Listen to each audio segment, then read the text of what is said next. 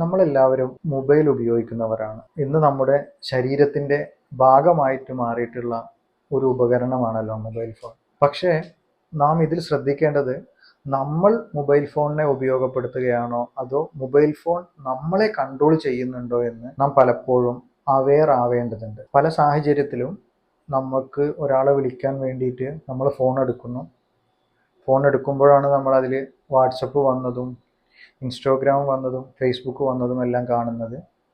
അതെല്ലാം നോക്കുന്നു, പിന്നീട് അതിൽ റിപ്ലൈ കൊടുക്കുന്നു, ഫോൺ തിരിച്ച് അതേപടി അവിടെ വെക്കുന്നു.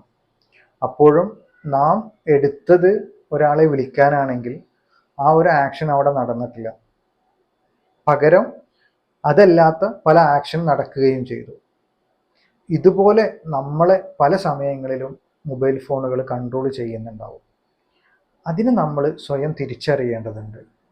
നാം എന്തൊക്കെ കാര്യത്തിനാണോ മൊബൈൽ ഫോണിനെ ഉപയോഗപ്പെടുത്തുന്നത് എന്ന് നാം മനസ്സിലാക്കി അതിനെ കൃത്യമായി ഉപയോഗിക്കുകയും നമ്മൾ ഉറങ്ങുന്ന സമയത്തോ അതല്ലെങ്കിൽ നാം ഫ്രീ ആയിരിക്കുന്ന സമയത്തോ ഈ ഒരു മൊബൈൽ നമ്മളെ ബുദ്ധിമുട്ടിക്കുന്നുണ്ടെങ്കിൽ അതിനുള്ളൊരു സൊല്യൂഷൻ നാം കണ്ടെത്തി അതിനെ കൃത്യമായ ഒരു രീതിയിൽ ഉപയോഗിച്ച് പോകുമ്പോഴാണ് മൊബൈലിൻ്റെ ഒരു യഥാർത്ഥ ഒരു റിസൾട്ട് നമ്മളിലേക്ക് എത്തുക. അതല്ലാതെ നാം ആഗ്രഹിക്കാത്ത പല സമയങ്ങളിലും നമ്മളെ ബുദ്ധിമുട്ടിക്കുന്നുണ്ടെങ്കിൽ അതിനെ നാം സ്വയം തിരിച്ചറിഞ്ഞ് അതിനെ കൺട്രോൾ ചെയ്യേണ്ടതുണ്ട്. ഞാൻ ഹീലർ മലൈക്കാൻ, smile healing centre. Thank U.